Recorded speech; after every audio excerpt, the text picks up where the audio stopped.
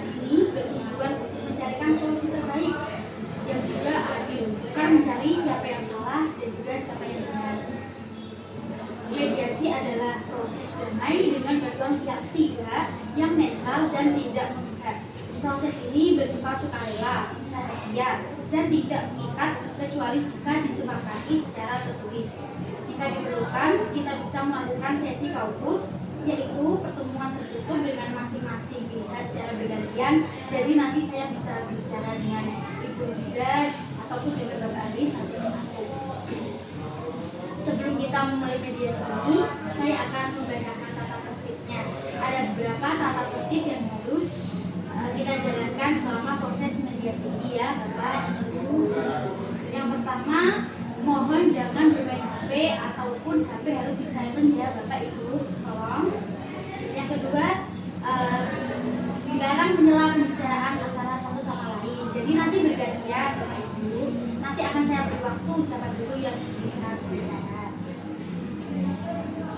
Selama proses mediasi juga saya harap Bapak dan Ibu bisa sabar, tidak gaduh ataupun bertengkar saat proses mediasi ini. Segala pembicaraan kita dalam mediasi ini bersifat rahasia ya Pak, Bu.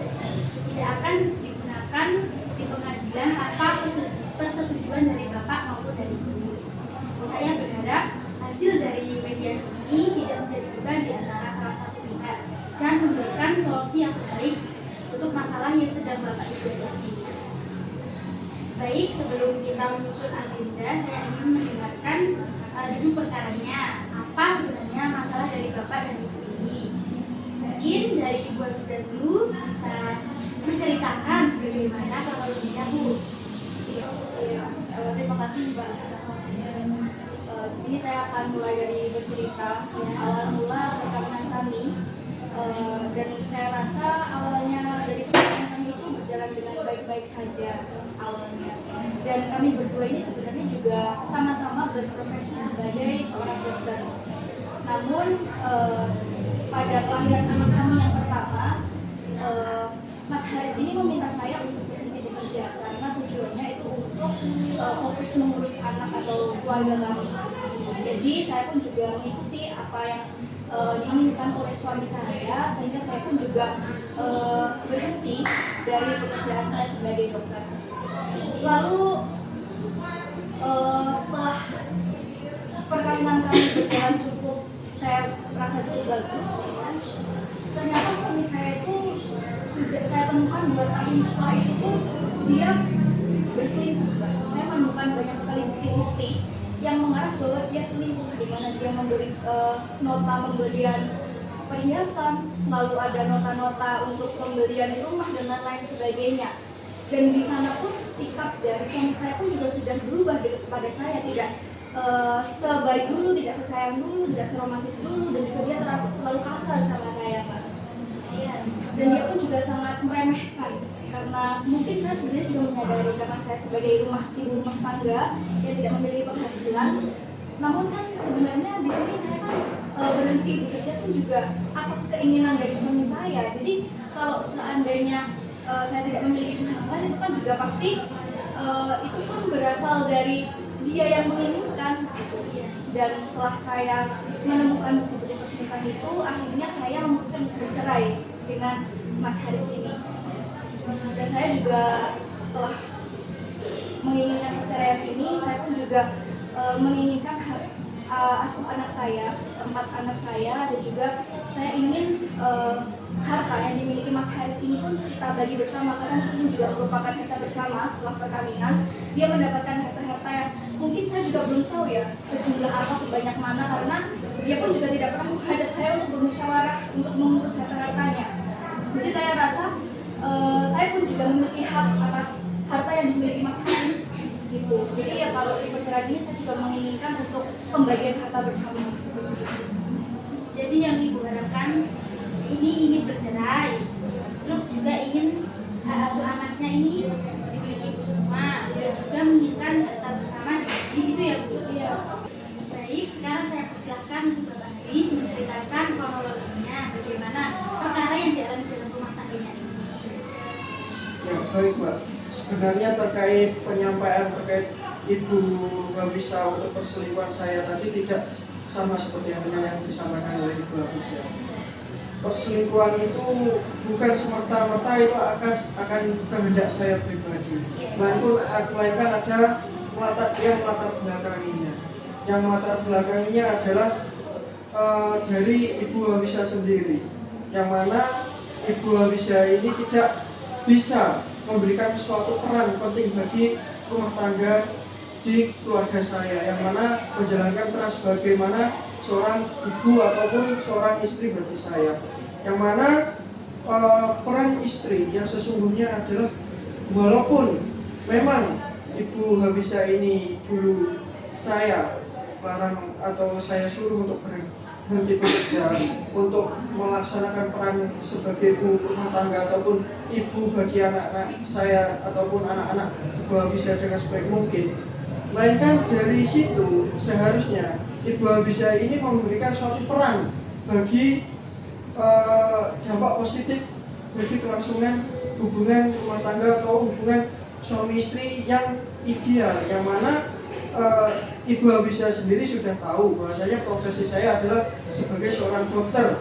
yang mana seorang dokter ataupun dokter bedah itu apabila terdapat suatu pertemuan ataupun rapat penting yang melibatkan Ibu Habisa sendiri, Ibu Habisa ini tidak bisa menempatkan bahwasanya dia adalah istri yang relevan bagi saya, yang mana Ibu Habisa ini tidak bisa berinteraksi atau bersosialisasi dengan kolega-kolega saya, yang mana Ibu Habisa ini terlalu tertutup atau tidak bisa terbuka bagi orang lain, seperti itu. Terkait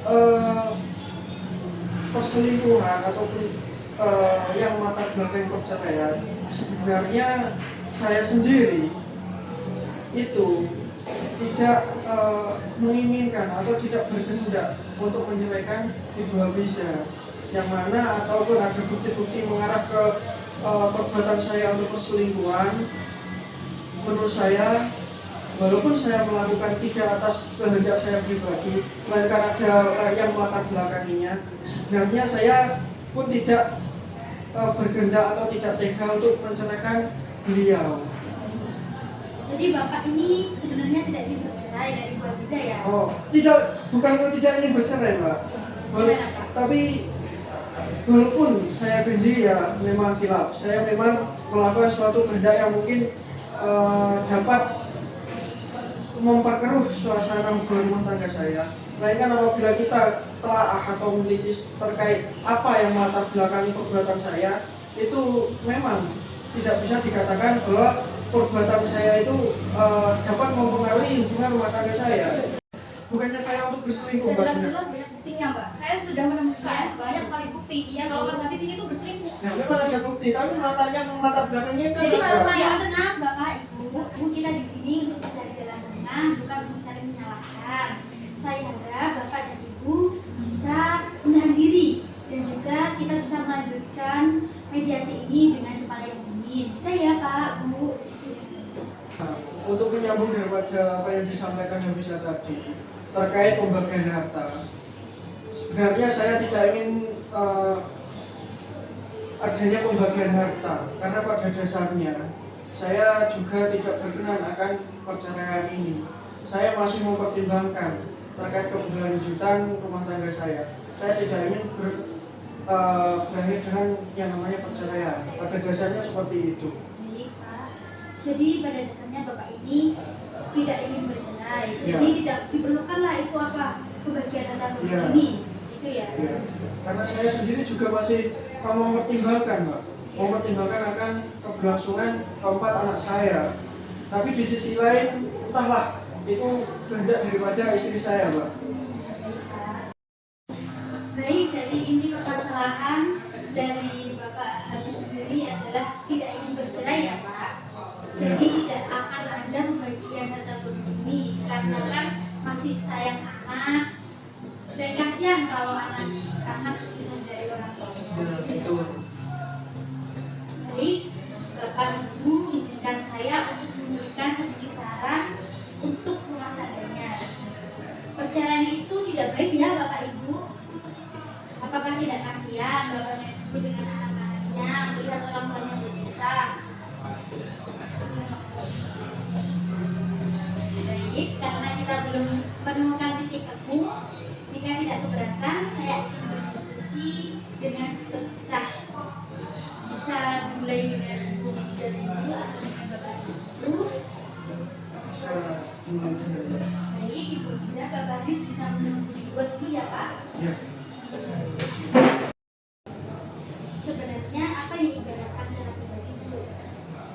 sebenarnya saya sudah benar-benar tidak kuat atas apa yang dilakukan Mas Haris kepada saya. Sikap Mas Haris kepada saya tuh dia sudah terima, sudah kasar, dan Mbak juga sudah menyaksikan sendiri gimana dia tuh memojokkan saya, dan itu pun bukan hanya terjadi di sini Mbak. Setiap kali kita melakukan pertengkaran, saya selalu merasa dipojokkan. Mas Haris selalu mengungkit bahwa harta yang dimilikinya itu hanyalah hasil dari kerja kerasnya. Padahal di situ pun juga ada hak saya pastinya, karena saya juga merupakan bagian dari keluarganya, saya istrinya. Tapi Mas Haris pun seolah-olah sangat menganggap saya itu remeh. Saya tidak berharga di depan Mas Haris, di mana Mas Haris itu berselingkuh, di mana sikap Mas Haris kepada saya sudah benar-benar tidak mau dan tidak memiliki harapan sama sekali untuk melanjutkan perkawinan ini. Saya tidak mau menderita seumur hidup Mbak, karena ya sebenarnya saya sayang dengan anak-anak saya.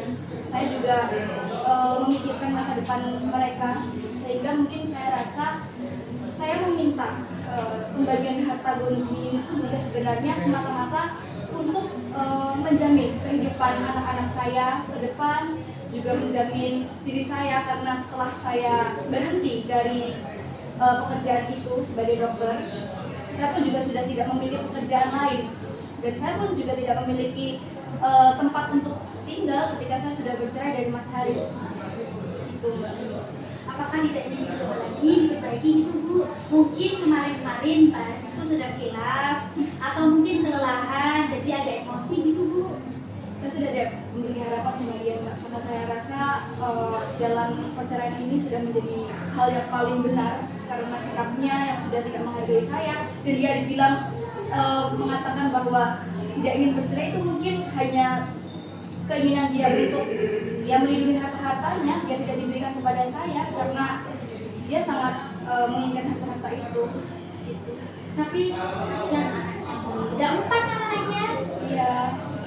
Kasihan anaknya nanti 4 bingung milih itu ibunya atau itu ayahnya. Makanya saya mengajukan asuhan juga, karena memang Mas Haris selama kita menikah dia pun juga tidak terlalu mengurus anaknya, dia acuh kepada anak-anaknya, sehingga saya rasa kalau anak-anak ikut sama Mas Haris ini pasti mereka akan terlambat. Maka dari itu saya meminta juga mengajukan, selain perceraian saya juga meminta untuk asuh anak-anak saya. Selain harta gono gini dibagi sama rata, saya juga meminta asuh itu.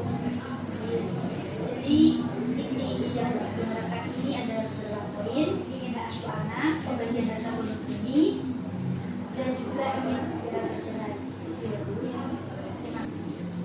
Baik, terima kasih Bu. Sekarang Ibu bisa keluar dan berjalan dengan Pak Haris. Terima kasih. Sama Bu. Silakan Pak Haris.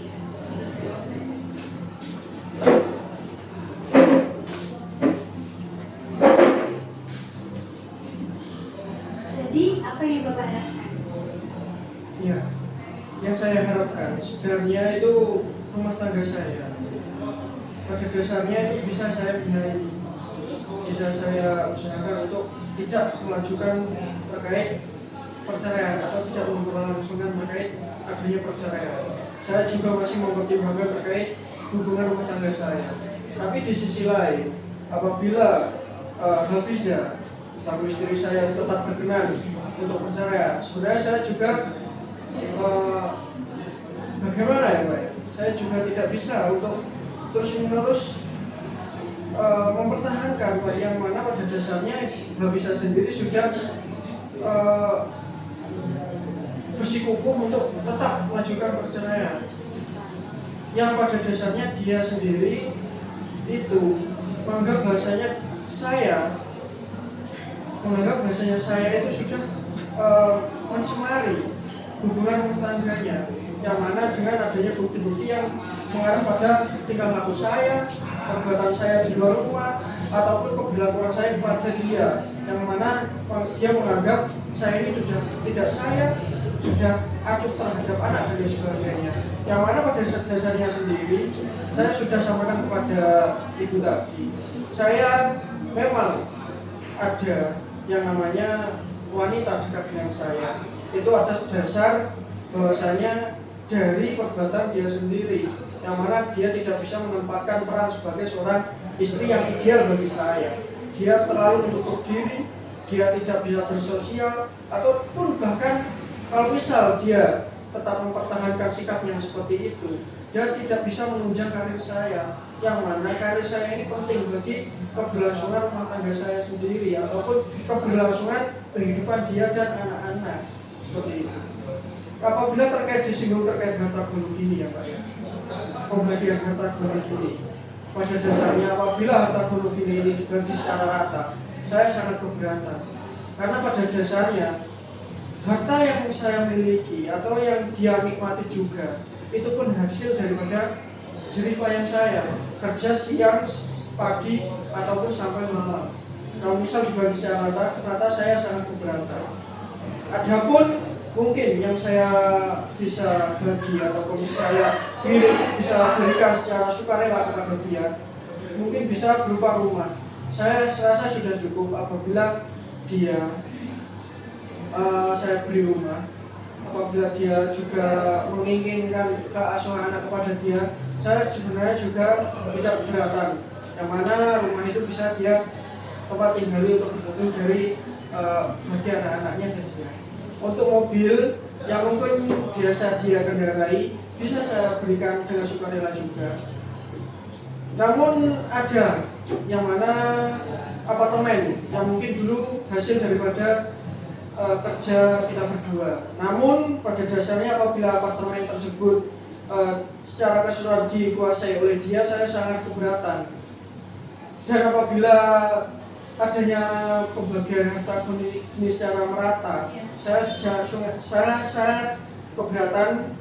Dan saya bisa juga apabila dia bersikukuh untuk membagi harta gono gini secara merata serta apartemen pun juga dia kuasai secara sepenuhnya, saya mengajukan untuk mencabut terkait hak asuh anak yang dia kehendaki. Mungkin seperti itu. Terkait dengan Ibu Hafiza yang sikapnya tidak terbuka, itu apakah tidak sebaiknya didiskusikan dulu? Mungkin masih bisa diperbaiki lah, nanti Ibu Hafiza bisa berubah sikapnya ataupun bisa memperbaiki rumah tangga yang rusak itu. Sebenarnya itu sering kali saya sampaikan kepada dia. Namun pada akhirnya hal tersebut akan mengundang atau menimbulkan konflik yang mana saya sampaikan kepada dia tidak menerima, yang mana menjadi timbul suatu percekcokan. Pasti seperti itu, Pak. Itu sudah berjalan bertahun-tahun, yang mana pada akhirnya bukannya saya menyalahkan dia, tapi dari sikapnya yang seperti itu yang akhirnya menimbulkan adanya yang dia anggap adanya dia seperti itu. Baik, terima kasih Bapak Haris. Mungkin Bapak bisa keluar dulu. Ya. Baik, Bapak Ibu silakan masuk.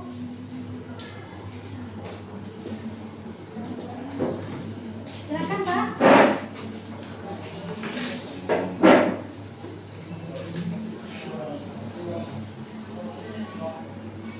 Setelah melalui beberapa proses tadi, silakan Bapak dan Ibu menyampaikan usulan untuk solusi yang menurut Bapak atau Ibu inginkan, yang sama-sama tidak merugikan kedua belah pihak ya. Silakan dari Bapak Haris mungkin. Ya, baik. Mungkin saya bisa menyampaikan bahwasanya apabila Hafiza ini tetap berkenan untuk melanjutkan ke jenjang yang namanya perceraian, saya tidak keberatan pada dasarnya. Namun apabila adanya pembagian harta secara keseluruhan, saya terus terang, saya juga keberatan karena harta yang mungkin kita nikmati selama masa pernikahan itu hasil daripada jerih payah saya sendiri. Namun apabila terkait rumah, itu saya dengan sukarela bisa saya berikan kepada Hafiza. Begitu juga dengan mobil yang mungkin di setiap harinya dimanfaatkan oleh Hafiza, saya juga dengan sukarela untuk dia gunakan. Nah, ada mungkin terkait apartemen.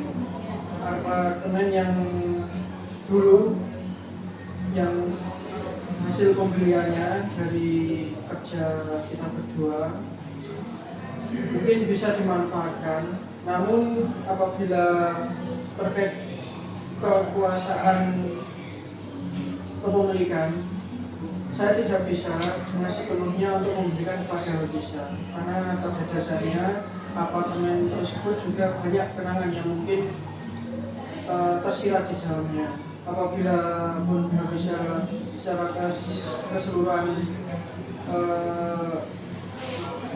memiliki kekuasaan atas kepemilikannya, yang memang saya pegang akan hal tersebut. Begitu juga dengan harta yang mungkin saya miliki ataupun juga bisa rasakan selama pernikahan, apabila dibagi secara rata, saya seolah sangat mungkin itu yang saya bisa sampaikan. Jadi ini untuk pembagian harta, Bapak setuju untuk memberikan rumah, mobil kepada Ibu Liza ya? Sementara apartemen ini bisa dimanfaatkan bersama, namun kepemilikan tetap milik Bapak, begitu Pak? Kepemilikan mungkin saya ingin dengar terlebih dahulu apa yang bisa kehendaki atas apartemen tersebut. Terima kasih Pak. Selanjutnya bagaimana menurut Ibu? Ya, Iya Mbak, pada intinya saya sebenarnya sudah bulat keputusan untuk bercerai dari Mas Hafiz. Dan berkaitan hak asuh anak, saya sangat menginginkan hak asuh anak tersebut. Kalau Mas Hafiz sendiri tidak keberatan, ya saya sangat senang sekali, karena memang saya yakin bahwa kalau anak-anak di tangan Mas Hafiz itu pasti akan kurang terawat ya, karena kesibukannya atau yang lain sebagainya, apa alasannya. Dan juga berkaitan dengan harta-harta yang saya tuntut tadi, apapun yang saya bahas berkaitan dengan rumah maupun yang disampaikan Mas Hafiz juga berkaitan dengan apartemen dan juga mobil yang saya kendarai setiap hari. Saya juga sudah menerima apapun yang nanti diberikan. Yang penting saya tujuannya hanya satu, ingin segera bercerai, karena saya sudah tidak kuat dan sudah tidak bisa lagi bersama sama Mas Haris karena sikap-sikapnya yang terlalu menyudutkan dan juga memojokkan saya.